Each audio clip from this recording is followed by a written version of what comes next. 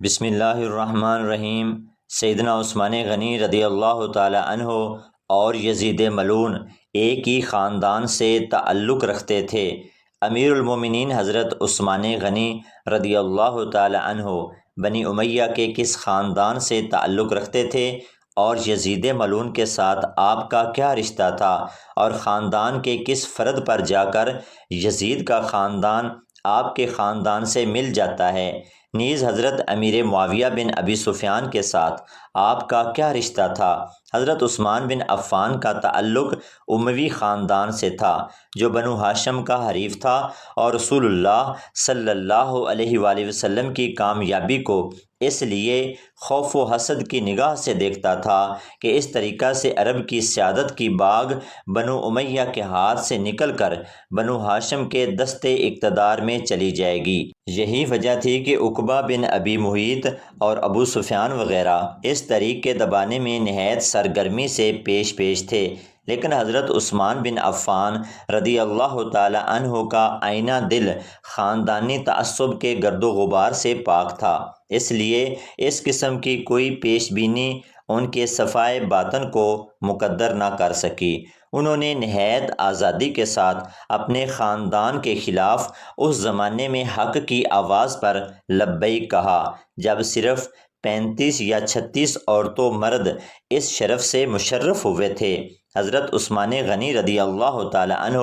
576 عیسوی یعنی عام الفیل کے واقعے سے تقریباً 6 سال بعد طائف میں پیدا ہوئے۔ آپ عشرہ مبشرہ یعنی ان 10 صحابہ کرام میں شمار ہوتے تھے جن کو اللہ تعالیٰ نے دنیا میں ہی جنت کی بشارت دے دی تھی۔ آپ کے 4 بیویوں سے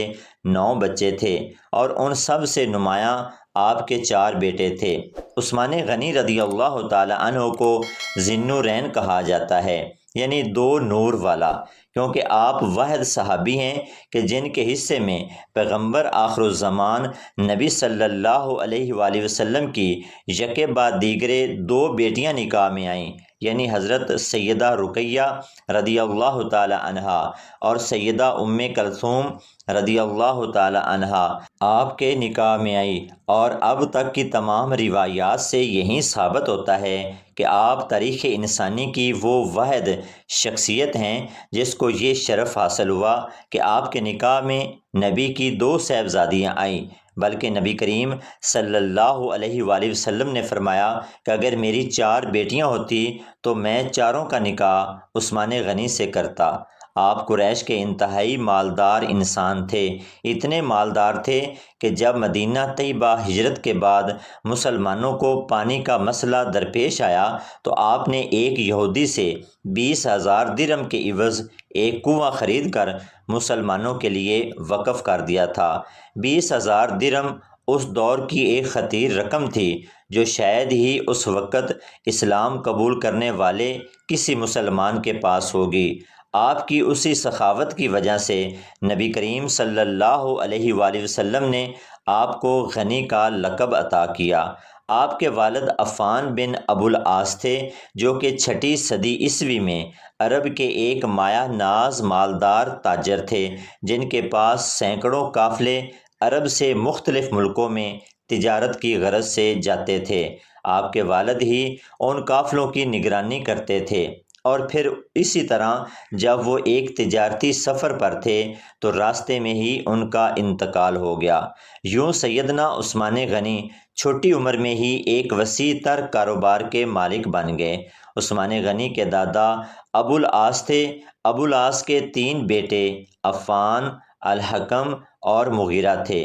یعنی حضرت عثمان کا شجرہ یوں بنتا ہے کہ عثمان بن عفان بن ابو العاص بن امیہ۔ یہ امیہ وہی ہیں جن سے خاندان بنو امیہ کی بنیاد پڑی، اور اسی لحاظ سے دیکھا جائے تو حضرت عثمان غنی خاندان بنو امیہ کی ایک اہم ترین شاخ کا حصہ تھے، اور اسی خاندان بنو امیہ کی ایک شاخ سے بد کردار یزید ملعون پیدا ہوا جس نے حضور صلی اللہ علیہ وآلہ وسلم کے نواسے حضرت امام علی مقام امام حسین رضی اللہ تعالی عنہ کو کربلا کے میدان میں ناحق شہید کروا دیا تھا۔ الحکم اور المغیرہ آپ کے سگے چچا ہیں۔ جب ان کو اپنے بھتیجے کے اسلام کے قبول کرنے کے بارے میں علم ہوا تو انہوں نے آپ کے اوپر ظلم و ستم کے پہاڑ توڑ دیے، حتیٰ کہ وہ آپ کو کچی کھال میں لپیٹ کر آپ پر تشدد کرواتے تھے کہ کسی طرح سے آپ اسلام سے متنفر ہو جائیں اور مشرکانہ زندگی کی طرف واپس لوٹ آئیں۔ لیکن آپ نے اسلام قبول کرنے کے بعد ہر ظلم و ستم کو برداشت کرنا تو گوارا کر لیا، لیکن اسلام اور اللہ کے رسول صلی اللہ علیہ وآلہ وسلم کی رفاقت کو چھوڑنا اور ترک کرنا قبول نہ کیا، حتیٰ کہ آپ کو اپنا آبائی وطن بھی چھوڑ کر کہیں اور جانا پڑا۔ جب آپ امیر المومنین بنے تو آپ اکثر کہا کرتے تھے کہ مجھے اپنے خاندان سے اہل بیت اطہار کے بغض اور دشمنی کی بو آتی ہے۔ آپ نہایت دور اندیش، صوفی طبیعت اور درویش صفت انسان تھے۔ یہاں ایک اور بات بھی بتاتے چلیں کہ مروان جو آپ کے دور حکومت میں آپ کا مشیر خاص تھا، وہ آپ کے سگے چچا الحکم کا بیٹا تھا، اس لحاظ سے آپ کا چچا زاد بھائی بھی تھا۔ ابو العاص کے تینوں بیٹوں کے علاوہ دو بیٹیاں، جن میں سے ایک کا نام صفیہ تھا جس کی شادی ابو سفیان سے ہوئی تھی، جن میں سے ان کی ایک بیٹی ام حبیبہ پیدا ہوئی، اور یہ وہی ام حبیبہ ہیں جنہیں نبی کریم صلی اللہ علیہ وآلہ وسلم کے نکاح میں آنے کا بھی شرف حاصل ہوا۔ یعنی ام حبیبہ بھی رشتے کے اعتبار سے عثمان غنی رضی اللہ تعالی عنہ کی چچی زاد بہن تھی۔ اگر بنو امیہ کے سب سے اہم حکمران خاندان کی بات کریں تو اس خاندان کا جد امجد حرب بن امیہ تھا، جو کہ خلیفۃ المسلمین حضرت عثمان غنی رضی اللہ تعالی عنہ کے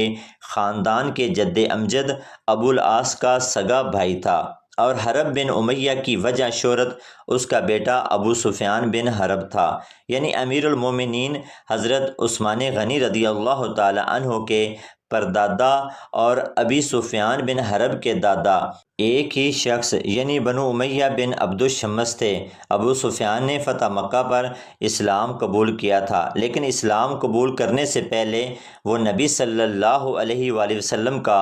سب سے بڑا دشمن تھا۔ آپ حضرت امیر معاویہ کے والد اور یزید ملعون کے دادا تھے۔ دوستو ذرا غور کریں تو معلوم ہوتا ہے کہ امیہ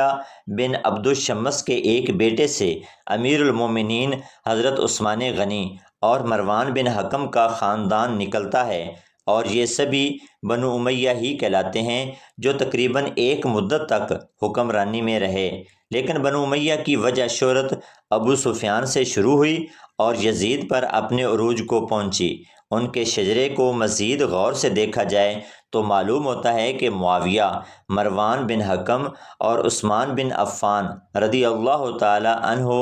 کے چچا زاد بھائی تھے۔ ان کی اولادیں بھی آپس میں کزن ہی لگتی ہیں، اور اس لحاظ سے دیکھا جائے تو عثمان بن عفان رضی اللہ تعالی عنہ یزید ملعون کے چچا لگتے ہیں، کیونکہ اس کے یہ والد امیر معاویہ رضی اللہ تعالی عنہ آپ کے سگے چچا کے بیٹے تھے۔ بنو امیہ کی بنو ہاشم کے ساتھ چپکلش اور رنجش نئی نہیں تھی، یہ خاندان شروع دن سے ہی ایک دوسرے سے خار کھاتے تھے، اور جب نبی صلی اللہ علیہ وآلہ وسلم نے اعلان نبوت کیا تو بنو امیہ کے بہت سے لوگوں نے صرف اس بنا پر آپ صلی اللہ علیہ وآلہ وسلم کی نبوت کا انکار کر دیا کہ اگر نبوت ہوتی تو وہ بنو ہاشم کی بجائے بنو امیہ سے ہوتی۔ نبی کریم صلی اللہ علیہ وآلہ وسلم کے فرمان کے مطابق جس کو اللہ تعالیٰ ہدایت دینا چاہے اس کو کوئی گمراہ نہیں کر سکتا، اور جس کو اللہ تعالیٰ ہی گمراہ کر دے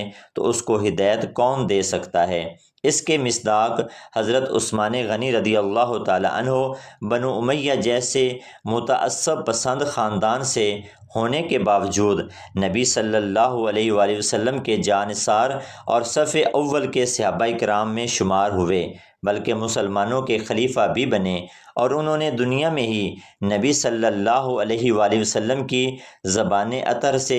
جنت کی بشارت بھی پائی، اور ایک بار نہیں بلکہ دو بار دنیا میں ہی جنت کی بشارت بھی حضرت عثمان غنی رضی اللہ تعالی عنہ کو ملی۔ دوستو یہ تھا بنو امیہ کے اس فرد کا ذکر جس نے خاندانی تعصب کو پاؤں تلے روند کر حق کو پہچانا اور اسلام کے لیے وہ قربانیاں دی جن کی نظیر نہیں ملتی۔ حضرت عثمان غنی رضی اللہ تعالی عنہ کی شخصیت ہمیں سکھاتی ہے کہ اصل شرافت حسب و نسب سے نہیں بلکہ ایمان، کردار، قربانی سے ہوتی ہے۔ ایک ہی خاندان سے یزید جیسا ظالم بھی نکلا اور عثمان غنی رضی اللہ تعالی عنہ جیسا جنتی خلیفہ بھی۔ فرق صرف نیت، ایمان اور عمل کا ہوتا ہے۔ اللہ ہمیں حق کو پہچاننے اور اس پر ثابت قدم رہنے کی توفیق عطا فرمائے۔ آمین یا رب العالمین۔